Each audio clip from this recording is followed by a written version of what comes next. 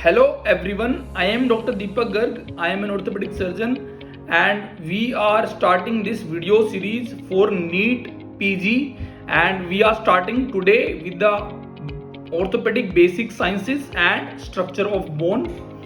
So we start discussing about the components of the bone. So bone consists of mainly the cells and the bone matrix. Cells are approximately 5 to 10% and the bone matrix is 90 to 95%. The cells are osteoblasts, osteoclasts, osteocytes and stem cells. They are also called osteogenic stem cells.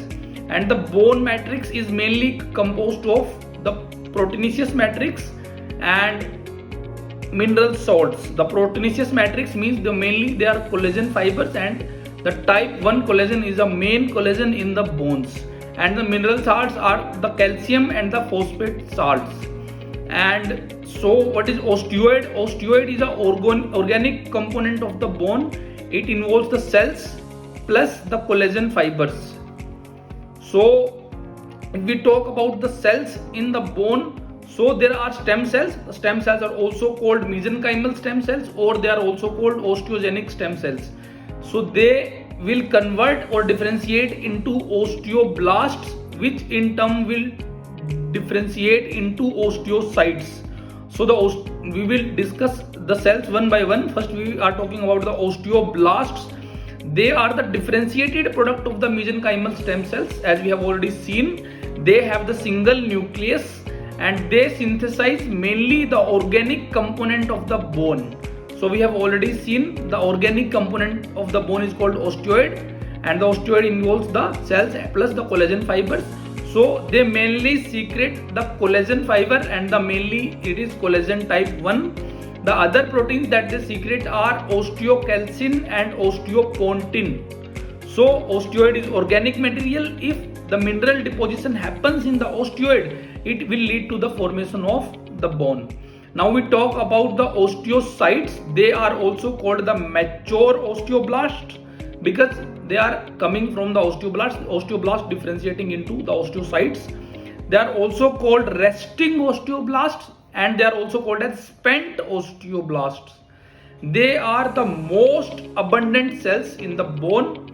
They have the longest lifespan and they reside in the lacunae in the bone structure that we will see, and they have multiple processes which will reside in the canaliculi in the bone. Now we talk about the osteoclasts. Osteoclasts are the multinucleated giant cells. They are formed by aggregation of monocytes. So they are not coming from the osteogenic stem cells. They are coming from the blood cells. They are coming from the monocytes. They are formed by aggregation of monocytes. They are multinucleated. They are not uninucleated. So this is how they are differentiated from the bone cells. And they are macrophages. They are also called macrophages of the bone, and they have the roughed border on one side to increase the surface area of contact with the bone, because they help in the osteolysis. They help in the resorption of the bone.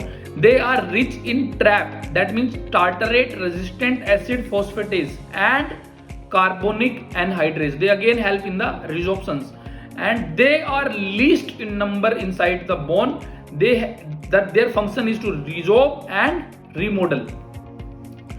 Then we talk about the types of the bone. That there are mainly two types of the bone: immature bone or mature bone. Immature bone are also called woven bone. Mature bone are also called lamellar bones.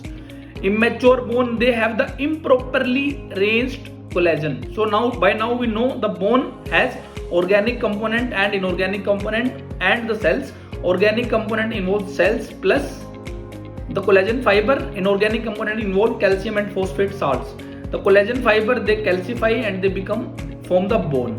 So in the woven bone or in the immature bone, there are improperly arranged collagen fibers and they get calcified to form the bone. So the bone that is formed is very weak, and the example is callus, which is usually formed in a fracture healing.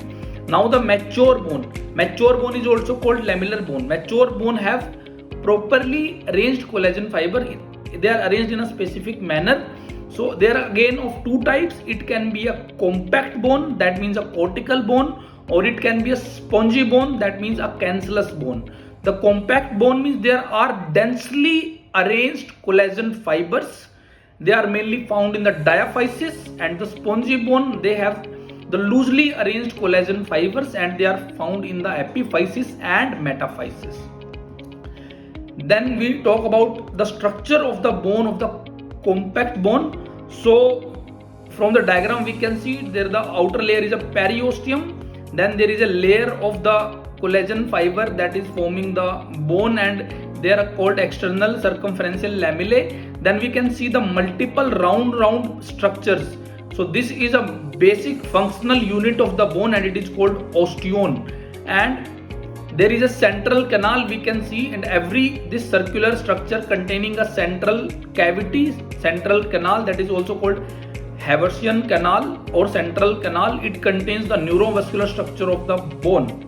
So osteon is a basic functional unit, and this system of multiple osteon is forming a cortical or the cortex of the bone, and this arrangement is called Haversian canal system. So the Haversian canal system is seen in the cortical bone, and inside we can see there are loosely arranged collagen fibers. They are forming the spongy bone, and this loosely arranged collagen fiber which get calcified form the trabeculae. So they are loosely arranged trabeculae inside the spongy bone.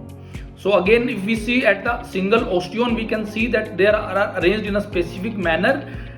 There are cavities called lacunae where we have already talked about. There the osteocytes are present, and the osteocytes have the processes. That processes go in the canaliculi and they integrate with each other to maintain the homeostasis of the bone, and this is Haversian canal system. Now we see that this is a structure of a spongy bone. We can see that these trabeculae are arranged loosely.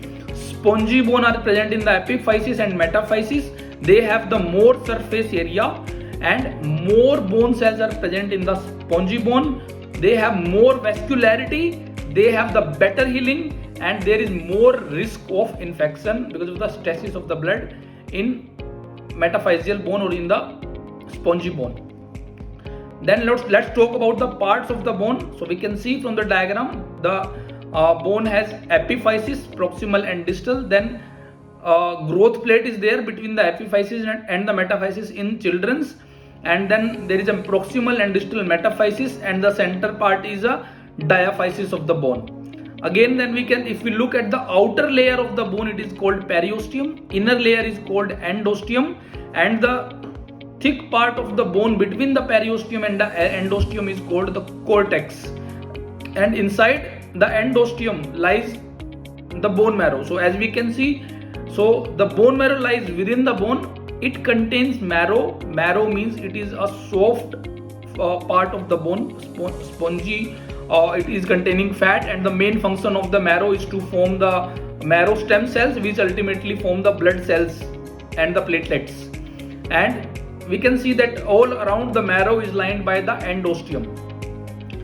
So if we talk about the periosteum has two layers. Outer layer is the fibrous layer, and the main function of the fibrous layer is to provide nutrition and growth to the bone, and the inner layer is called cambium layer. Cambium layer has the osteoprogenitor cells which help in the increased girth of the bone and formation of the new bone on the outer surface of the bone, and help in the fracture healing also. Then the cambium layer is anchored to the bone with specific fibers. They are called Sharpey's fibers, and this layer periosteum is absent on the articular surface and absent on the sesamoid bones, for example patella. So how the bone is getting the nutrition? So nutrient artery enters the medullary cavity via nutrient foramina.